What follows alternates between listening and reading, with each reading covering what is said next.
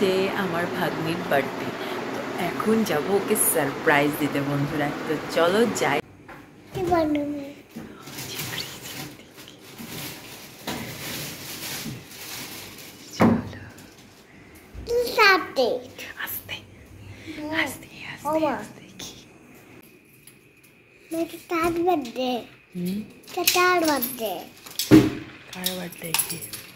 আমার বার্থডে বেরিয়ে পড়েছি আমরা, সবাই ঘুমিয়ে গেছে আর আমরা বেরিয়ে পড়ছি। এই যে তালা খুলছে, বোর না লাগবে না, বোর এখন তালা খুলেছে, আমরা যাচ্ছি। আর আজকে হচ্ছে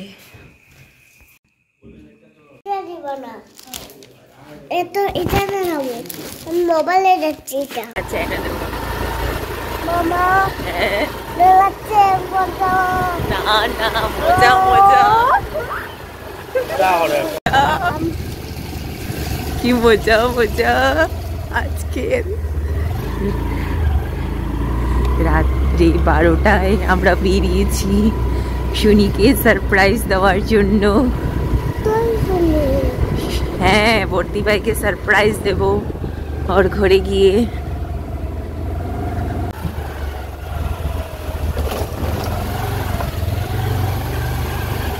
ফাইনালি চলে এসেছি আমার ভাগ্নির ঘরে, মানে আমার ছোটো ননদের বাড়িতে।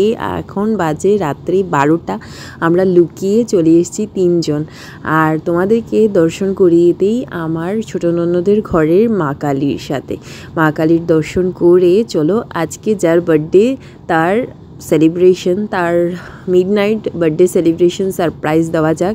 আজকে হচ্ছে আমার ভাগ্নি সুনির মানে সোহানির বার্থডে। আমি যেহেতু বড় মামি, ও সব ইয়ারই আমার মিডনাইট বার্থডে সেলিব্রেশনে আসে, কিন্তু এইবার কোনো এক কারণে ও আমার মিডনাইট বার্থডে সেলিব্রেশনে থাকতে পারিনি। তো তাই আমি ডিসাইড করলাম যে আমিও একটা সারপ্রাইজ দিই ওকে। আমি ভেবেছিলাম সকালে দেব, কিন্তু সকালে না বললো আমার বর, বললো চলো সারপ্রাইজই যখন দেবে তো এখনই দাও। তো চলে এসেছি ওর ঘরে সারপ্রাইজ দিতে। So happy birthday Suni, wish her a very happy birthday. সবাই ওকে খুব আশীর্বাদ করবে, ভালোবাসা দেবে। মারা দাও, আগে মারা দাও।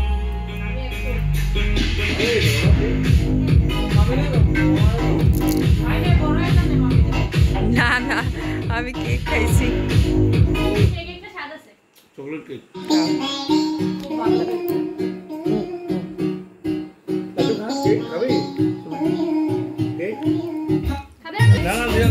একটু একটু একটু লাগাইতে লাগে।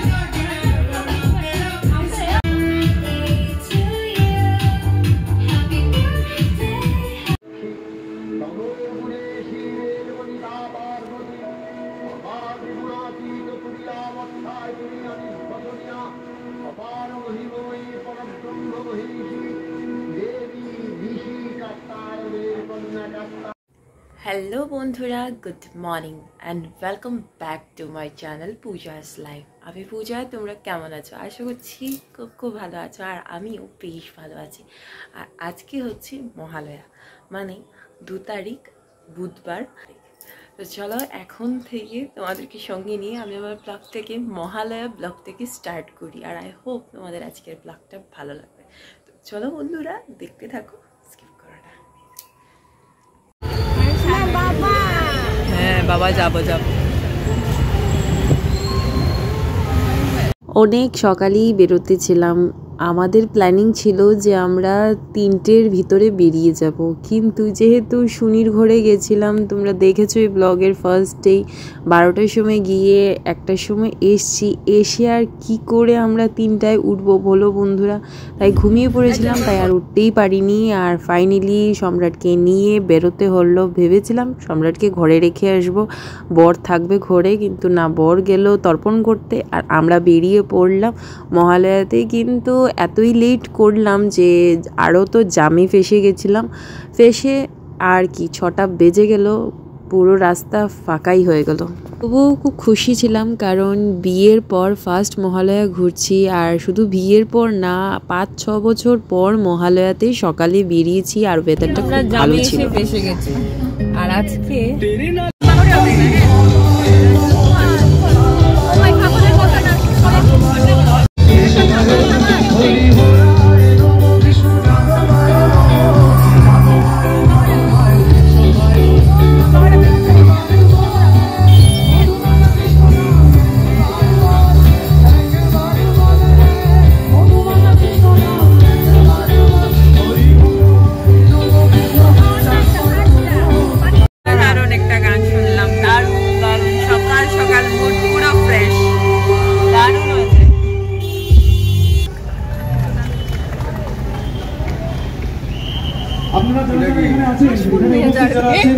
এবং আমাদের রাস্তার উপরে যারা আছেন এবং সামনে যারা আছেন আমরা সবাই মিলে যদি একটু নাচ করি খুব ভালো লাগবে।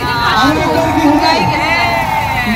হরি হরায় নমঃ কৃষ্ণ চাঁদমায় নমঃ চাঁদমায় নমঃ। মাথা সরাও না চুল।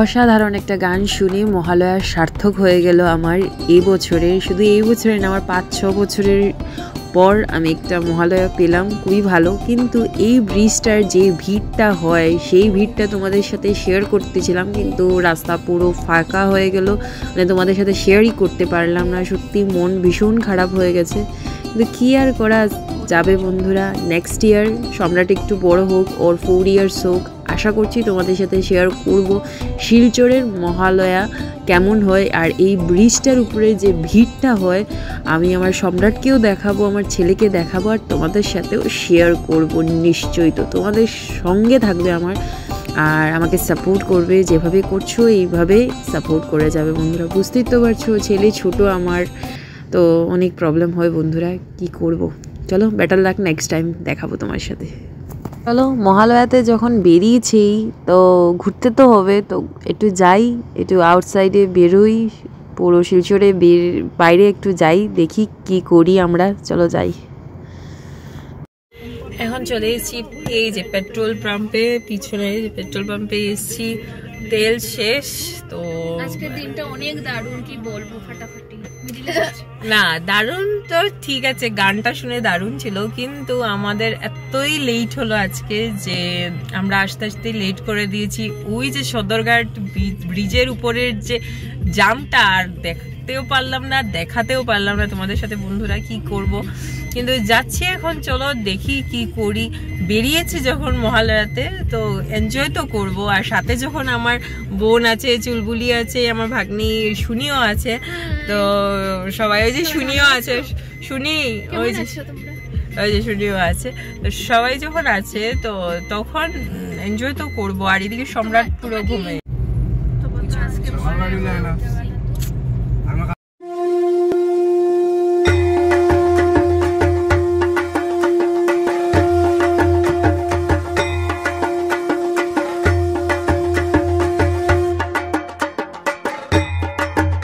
আমাদের সাথে আরেকটা ব্লগার আছে,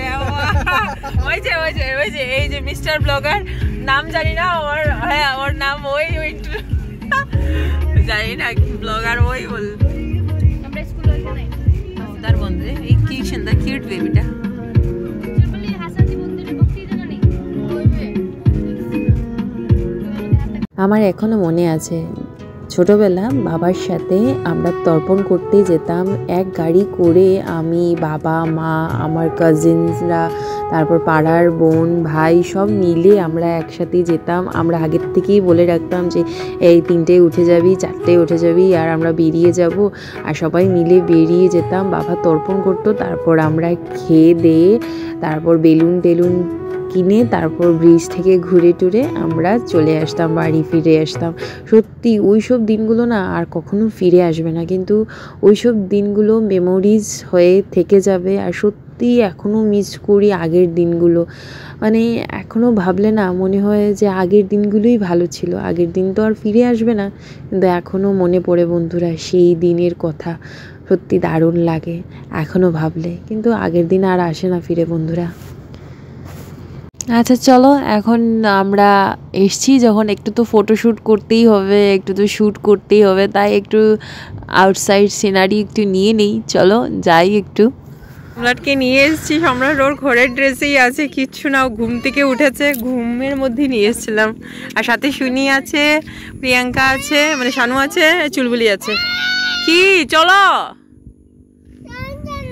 চলো না, রৌদ্র 8টা বাজে এখন 8টার সময় রৌদ্র। এখন আমরা এখন যাচ্ছি চা বাগানে, এই সাইডে যাবো। আর কোথায়, মহালয়াতে, কিন্তু মহালয়াতে তো এসছি যখন, তো একটু ঘুরতে তো হবে।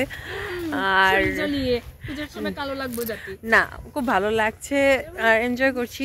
রৌদ্র হলেও একটা ঠান্ডা ওয়েদার আছে বন্ধুরা, ভালো লাগছে। তো চলো দেখো তোমরা।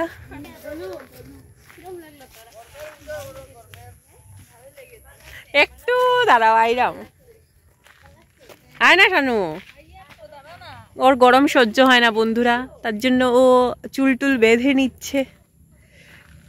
আসো বেবি আসো, কাম হিয়ার। কি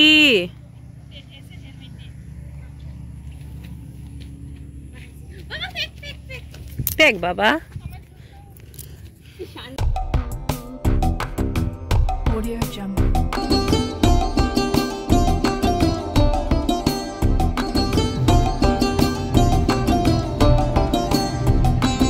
Audio Jungle.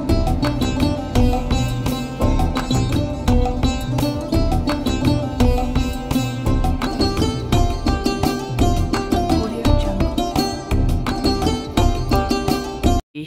লাঠি নিয়ে হ্যাঁ বালু কাটছ। গুড মর্নিং বলে দাও। মজা লাগছে? আচ্ছা বাবা, হ্যাঁ চলো।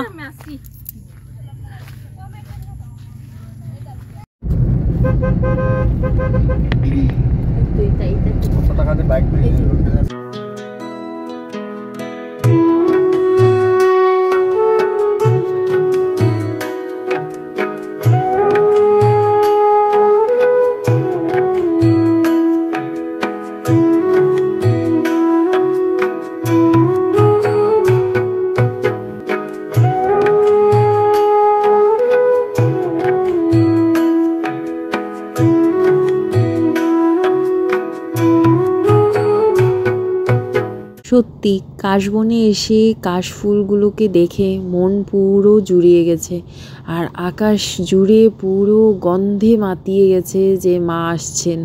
আর শুধুমাত্র গুনে কটা দিন বাকি, মা দুর্গা চলে এসছেন। পারো, ছাড়তে পারবে না বাবা, ছাড়লেই তো চলে যাবে। ওই দিদি নিচে পড়েছে, ওই যে ওই যে ওই যে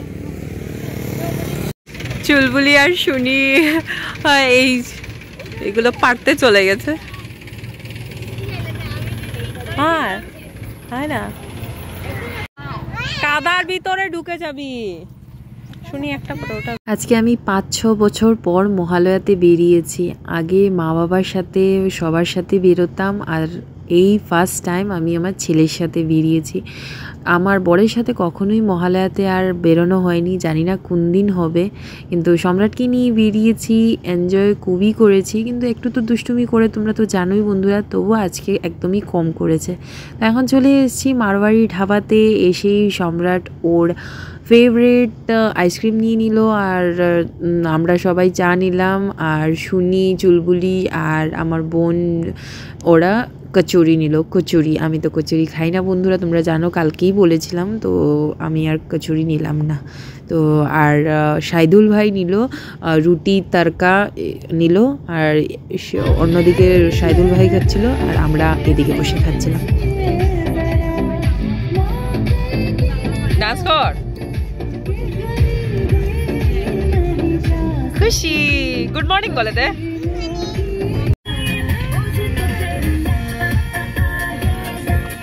তারপর চলে এসেছি বাইটস অ্যান্ড ডিলাইটস রেস্টুরেন্টে, বিবেকানন্দ রোডে। আমরা সবাই মিলে ব্রেকফাস্ট করব। মারোয়ারি ধাবাতে তো আর ব্রেকফাস্ট করিনি, তাই বেলুন বেলুন বেলুন, মহালয়ার বেলুন নিয়ে এসছে। চলো